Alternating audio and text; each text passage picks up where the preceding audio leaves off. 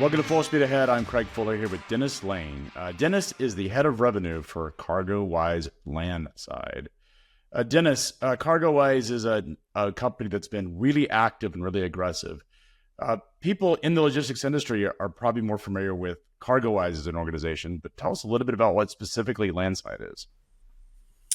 Yeah, we've been really busy from the Landside perspective, and within the Landside group, we brought together four of the leading dray TMSs in North America under one umbrella. Trinium, the company that I came from, we've been around, part of the WiseTech family, for over 6 years now, and the other three were from the Envase acquisition last year. CompCare, Profit Tools, and GTG, and all these companies bring well over 20 years experience, domain and technical experience from the intermodal space. And today they represent the largest network. We represent the largest network of drayage operators in North America, which is now a big part of the supply side of drayage services for the CargoWise ecosystem. So our whole goal there is to connect the buyers of drayage services from freight forwarders and 3PLs to the actual drayage companies. And Bloom kind of slots in there too as the connectivity piece, where all hundreds of our drayage companies are already connected.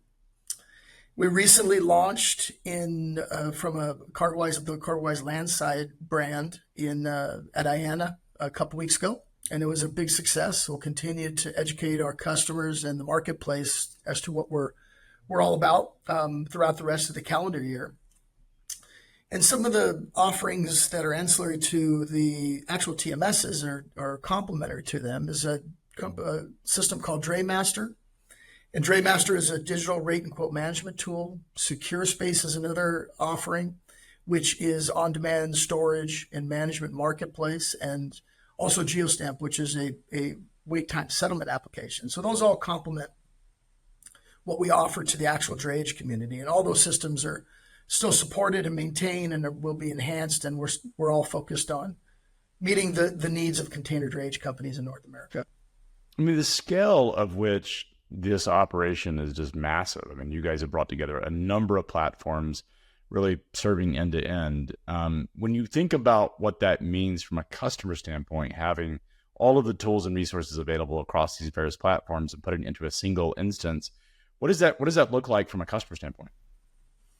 Well, customers are now going to be able to leverage all the core the application expertise of all of these companies, and then extend that out to the broader capabilities of being part of the largest logistics software or execution company in the world, and which is WiseTech Global. So as we bring and integrate all these systems together, it's just going to expand upon the value of each of these TMSs. What's the plan going forward? You've made some big acquisitions. You guys are creating, a cohesive or a comprehensive perspective and platform. What's next for you guys? Well, we are now connecting. We talk about the CargoWise ecosystem. We now have the largest freight forwarding application in the world in CargoWise. We now have the connectivity piece, which is the Bloom Global, which provides the connectivity between CargoWise and the TMS offerings. So that is really part of the whole Landside initiative. And we'll be doing more and more. We're selling all of this to the CargoWise companies, CargoWise users. And the benefit will be from the TMS perspective. They'll be able to link into more of that broader network of companies.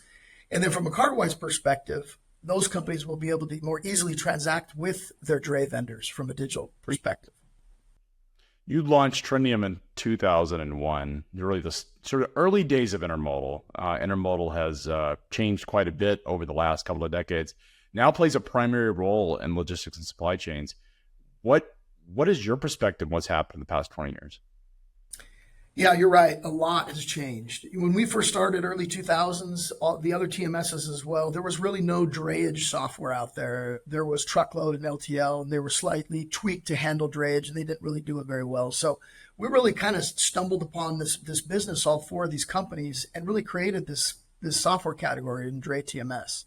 And really, we're all focused on meeting the needs of port and rail dray companies. So some of the other changes, from a macro perspective, drayage companies have to deal with a lot more than they did 20 years ago that are outside their control. We just came off of COVID. We're now looking at a potential looming labor disputes on the East Coast, natural disasters, political unrest, and probably the bigger one for our customers is more and more regulation that affects the actual drayage company themselves, whether it's driver compliance, whether it's clean trucks, electric vehicles. Our customers have to really be nimble to comply.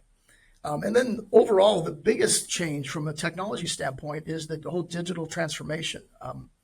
It's very achievable now compared to what it was 20 plus years ago, and not just by large companies with big budgets. So we've seen some of the best tech adoption with small to medium-sized companies who have the ability to implement the system and gain a competitive advantage in the market. And really, there's no more sitting on the sidelines from a drayage company perspective when it comes to tech adoption. They really can't afford to from a competitive standpoint. I remember when I was routing freight and we launched an intermodal operation at US Express, and there was a lot of controversy internally about what that would mean. And I remember shippers said, absolutely no, none of my freight should go on the rail. I imagine that's changed quite a bit, where now shippers are very comfortable with their freight on the rail and seeing the efficiencies of intermodal. How are shippers reacting and thinking about intermodal as a strategy? Well, I think almost all shippers nowadays have intermodal as part of their offering. So whether it's, from a cost perspective, intermodal is going to be a lot cheaper than truckload.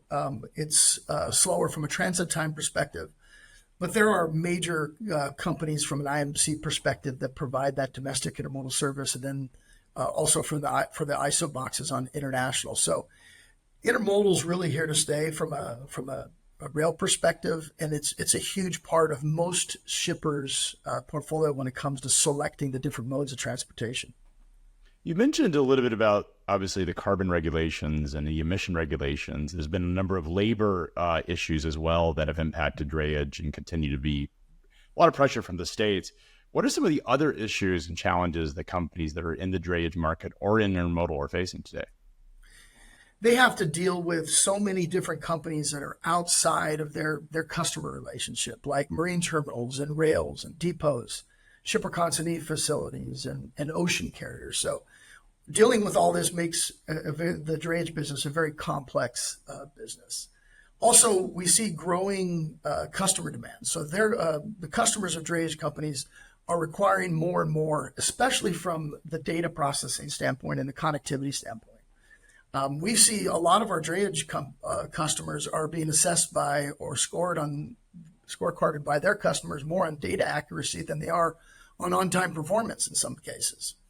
It's also a tight margin business, so being able to manage all of your accessorials and equipment charges can be very cumbersome. So that's always been a consistent challenge in the business. And then with any trucking business in any space, driver retention and driver recruiting is always an issue, especially now that we come in, as you mentioned, into this compliance arena, led by California, where you have driver compliance issues and you have companies now, not only, our industry used to be heavy on owner operator, it still is. And some of them, those companies are having to evolve into more licensed motor carriers, some evolving into more of a company asset-based companies with employee drivers. So there's a lot to consider there.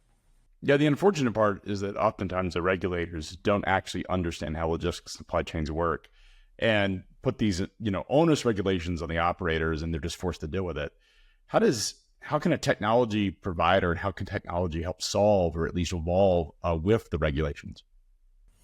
Well, we've had to conform over the last, say, decade or so, and we have a significant customer base in California, and so we've had to deal with clean trucks. We've had to deal with electric vehicles. The mandates of the broader national mandates of ELDs, so electronic logging devices, that's come across, and that's hit the drayage industry as well.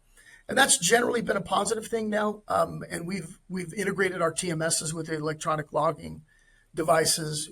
From a compliance standpoint, we've had to put functionality in the TMSs that enable the operators to have visibility as to, the clean truck or the electric vehicles, which is coming. Our customers are now going to have to upcharge. They're going to have to charge more for using an electric vehicle. The cost is sometimes 8, 9, 10 times for an electric truck that it is for a standard diesel engine. Yeah, you're right. And the adoption of the electric vehicle, we've seen some of our larger well capitalized companies, customers able to do this. But to be able to invest, they have customers that they're targeting that want the electric vehicle transportation as part of their drayage package. But the fact is, the vast majority, 80% plus of the companies in the space all over the country are small, are companies with 5 to 20 drivers. So those are more small mom and pop. And now you're looking at 400,000, 500,000 for electric vehicle. It's just not viable without some financial assistance or grants. Yeah, it's I think just these regulatory environments are just going to get more and more. There's going to be more and more pressure on it because it's easy to write rules, but then our industry has to deal with them. How are you looking at technology and software specifically helping these companies be compliant, or at least address the inefficiencies that come with compliance? Well, from a software perspective, we do as much as we can to integrate with third-party offerings. For example, I mentioned the ELD. So the ELD mandate went into effect years ago. We built integrations with all the ELD providers so that we can pull the hours of service data in to our TMS system so that the dispatchers can use that from a planning perspective. That's one example. We're now working on various initiatives to upgrade and enhance our rate engines as well to take advantage of or to comply with electric vehicles where our customers may want to charge additional rates or additional higher prices when an electric vehicle is used. Because most of the companies that have electric vehicles, it's only a part of their fleet. They may have 20 electric vehicles and 80 diesel trucks. They want to be able to charge more. So from a problem-solving perspective, where we sit in the marketplace is really enabling the connectivity amongst the stakeholders. So enabling those integrations with third-party systems, creating a more interoperable supply chain with the drayage companies, the marine terminals, the rails. Connectivity with customers is also key. Enabling more digital communication with the customer of the drayage company. And then also focusing any technologies we can in regards to driver retention. So driver retention, the use of mobile apps is key for a driver retention perspective. And it's really table stakes now when a drayage company comes to market is they have to have the technology really in the hands of the driver, which has been a big trend over the last 4 or 5 years. Dennis, what is your outlook for the container industry over the next decade? Good question. I think it's very difficult to project this industry past, the short to medium term. But overall, we're seeing a capacity shrinkage for the last year and a half as the market has contracted. So we see less dray drivers. We see less container drayage companies registered in the UIIA. At IANA, they said that drop has been about 15%, which is normal, I think, in a downturn. So the capacity has shrunk, and now we're seeing in the third quarter the volumes pick up. So I think the drayage companies are seeing some light at the end of the tunnel, maybe some return to normalcy in the peak season. And now they're waiting for, that capacity's down, the volume's back up, that their rate levels and their prices will go back up, and they'll be able to get back on solid footing because it's been a tough year and a half. Beyond that, returning to normalcy after the last couple of years would be a good thing. But from a technology perspective, I expect the dray industry to continue the trend of adoption and implementing, practical technologies. We always come from what's practical for a drayage company to adopt. From a mom and pop is different from a mid-sized company, which is different from a large entity. So I see that continuing. More mobile app adoption, more digital rate quoting, more automated container tracing. And then I also see more and more use of business intelligence tools within the market itself. A lot of people, if you ask them about drayage, they think about the inlet or the ports that are bringing in stuff from overseas on container ships. A lot of intermodal, particularly, I think even more sort of the growth of intermodal, a lot of it is more inland. How are you guys thinking about it? Yeah, so that's that. The inland dray business is a big part of our business, roughly half. So there's two segments of that. So you have the domestic rail dray, which is like 53-foot boxes and more of that domestic IMC world, which a lot of our customers serve that as well. And then we have the ISO boxes, the smaller boxes, the international containers that flow through to the rail.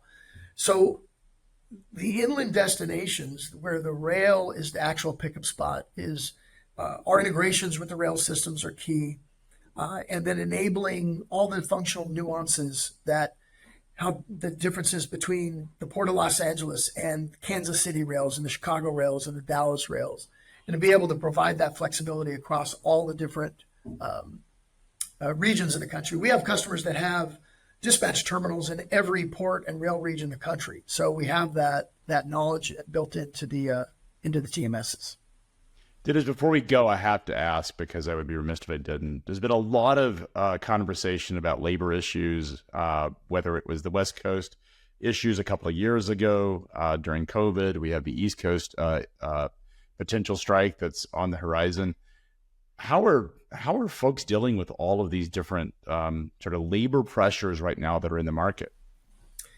You know, from a drayage perspective, it could be very severe. If the stoppage does go into play on the first, you could be looking at a lot of work for an extended period of time that just kind of goes away, or in the East Coast ports.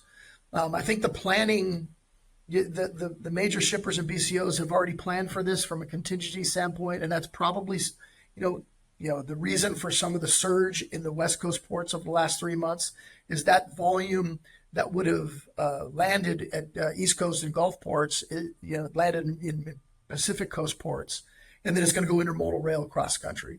So all of that has a bearing on the actual container drayage companies. Not a direct bearing from a union labor perspective, but again, from a stakeholder perspective, they have to plan for all of that. Do you think some of the volume is also concerns about, new tariffs that are potentially coming into international trade? Do you think that's a possibility, or do you think everyone's in a wait and see environment to sort of see how the election works out and then determine what policy looks like? I think it's probably the latter. And our customers, when they're dealing with their BCO customers, when we talk to our customers, it's mainly kind of a wait and see. I think as we get closer, maybe these decisions will be made, but I think it's more of a wait and see what happens because a lot of that is really unpredictable. Dennis, you are living and working in one of the most volatile parts of the supply chain, and certainly one that gets a lot of attention, much more so than perhaps other parts of it. What is your big, bold prediction for the next 5 years?